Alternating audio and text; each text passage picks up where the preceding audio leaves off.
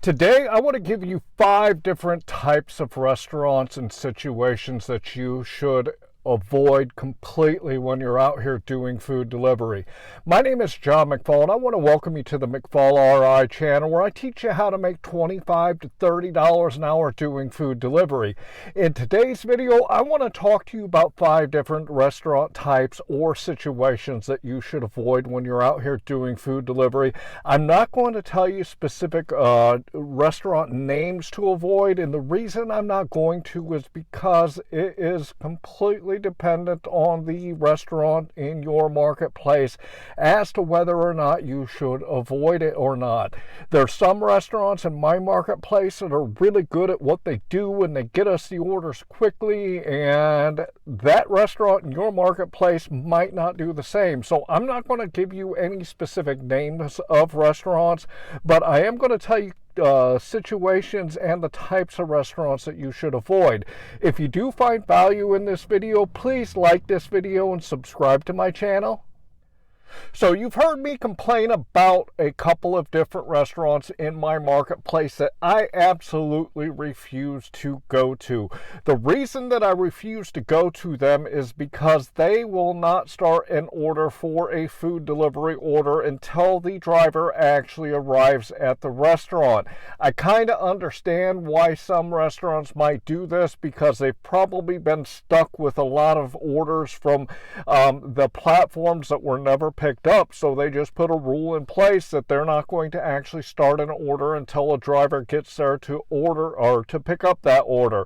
In my marketplace, Blaze Pizza is horrible to me, and it is a great restaurant. I'm sure the people that work there are really good, but they will not actually start making the pizza for the customer until I actually arrive there. So I have to get out of my car, go up to the counter, announce that I'm there, then they start preparing it, they throw it into the oven for 8 minutes, and then they take it out and box it up. And if I go to pick up an order from Blaze Pizza in my marketplace, I'm waiting 10 or 12 or 15 minutes before I actually get my order, because this is what their policy is. Another one that's like this is Five Guys in my marketplace. There's 2 of them in my marketplace, and there's one that I specifically refuse to go to because they don't start the order until I get there.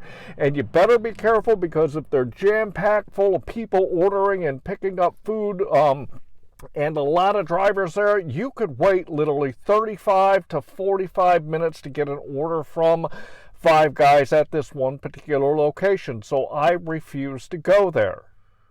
The second thing that you really need to avoid are restaurants that are really, really busy. I love Chick-fil-A. I've got a few of them in my marketplace.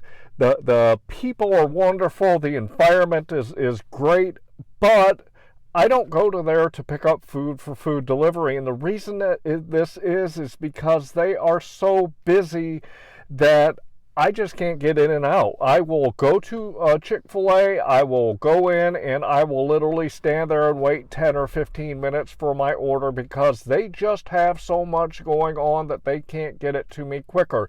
Another one in my marketplace is the sit-down wings place. There's a Wings, etc. There is also a BW3 in my marketplace, and I know that on, let's say Friday night and Saturday night, when it's really busy, I will not take orders from these 2 restaurants, because with their sit-down service and their takeout service, it takes them forever to get me the orders. So if you have restaurants like these in your marketplace that are just so busy, maybe even at specific times and specific days of the week, but sometimes they're just so busy that they can't get you the orders fast enough. One of the biggest things that really irritates me as a food delivery driver is when I go to a restaurant, and one time I go to it, the lobby is open, I can go in and get my order. Then the next time I go to it, I go to the door and pull on the handle and the door is locked. It absolutely frustrates me to no end when I go to restaurants and one day they might be open and randomly the next day they're closed, which means you have to get into the drive-thru. There are a couple of different restaurants in my marketplace. The first one is McDonald's. They are constantly in a couple of locations in my marketplace. They are constantly opening the lobby and people can go in, and then the next day the lobby might be closed. Then the next day you go there, it's open again, and the next day after that it's closed. Wendy's in my marketplace is the exact same way, and I absolutely refuse to take orders from a couple of these restaurants because they will never be consistent on whether the lobby is open or not.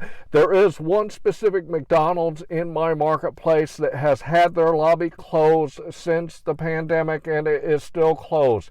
But they have a doorbell by the door that specifically allows DoorDash and Uber Eats and GrubHub drivers to actually go into the lobby and pick up the order without having to wait in the drive-thru.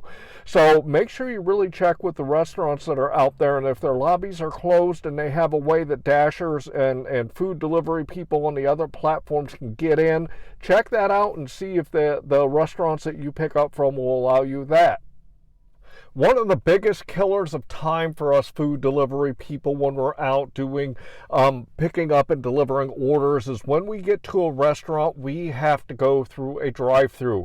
This is particularly the case in my marketplace. When I go downtown Fort Wayne, there's a little probably 1/8 of a mile strip, and they have a Taco Bell, a Rally's, and a McDonald's in this little area. And when it gets to be late at night, I'm talking after 10 o'clock up until 2 or 3 in the morning, these restaurants are still open, and everybody knows that these restaurants are open late at night, so the people just go downtown to get the food that they want late at night after they've partied and drank too much. And because of this, the drive-thrus take absolutely forever. When I first started doing food delivery and I did a Rally's order in the downtown late at night, I literally sat in line for an hour for, maybe a $6, $7, $8, $9 order, and it was just absolutely horrible. I've learned not to do that since then. But when you take a look at your marketplace, and if you do work, late at night, make sure you know which restaurants that make you sit in a drive-through line and it takes forever to get orders, so you can completely avoid that area. So one thing that I've noticed myself in my marketplace since the pandemic hit, and I started right at the beginning of the real bad time during the pandemic, is it seems like there are some restaurants that are actually trying to block the employees from having to deal with customers at all.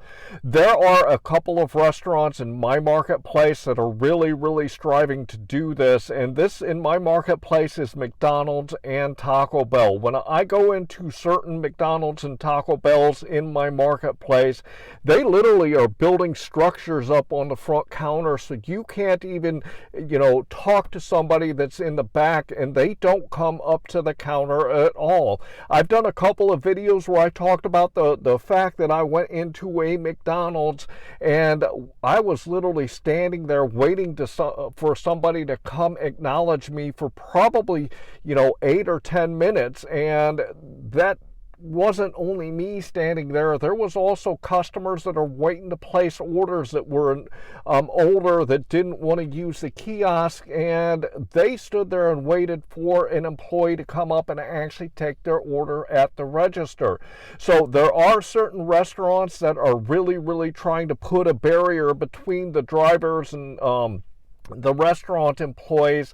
So make sure that you check out the restaurants in your marketplace, and if you notice this is happening, then try to refrain from going to that restaurant. I know that in my marketplace that there's racks that are being put right on the counters that keep it more difficult for people in the back to interact with the people in the front, and they put these kiosks in there and they really just ignore everybody that comes into the lobby. So make sure you check out these types of restaurants in your marketplace, and if you find that you can't actually get somebody to actually talk to when you go in them, stay away from those restaurants. So I hope that you learned a little bit in today's video about what you can look for in your marketplace so that you don't get strapped for time because you're waiting and waiting and waiting on orders. This is such a huge killer to our dollars per hour when we're out here doing food delivery. So there are things that you can do by picking the right restaurants in your marketplace to not go to if you see that any of these 5 different situations are happening in your marketplace.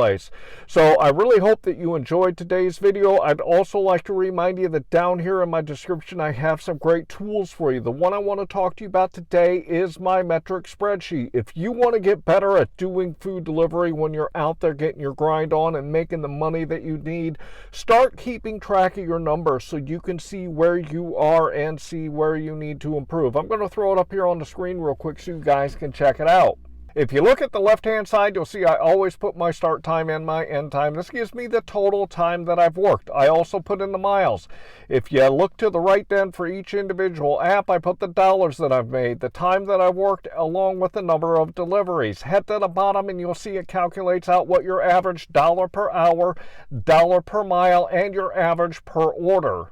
If you want to see how well you're doing so you can see where you need to improve, go grab this free download for yourself and check it out. Also would like to ask you to like this video and to subscribe to my channel. Finally, I want to leave you with, I hope that you are out there getting the money that you and your family deserve. And if you would like to learn more about food delivery, my food delivery playlist here is chock full of lessons to teach you guys how to make that $25 to $30 an hour. So make sure you go check out that food delivery playlist so that you can see some good strategies that'll help you earn more money. And with that, I'd like to say thanks.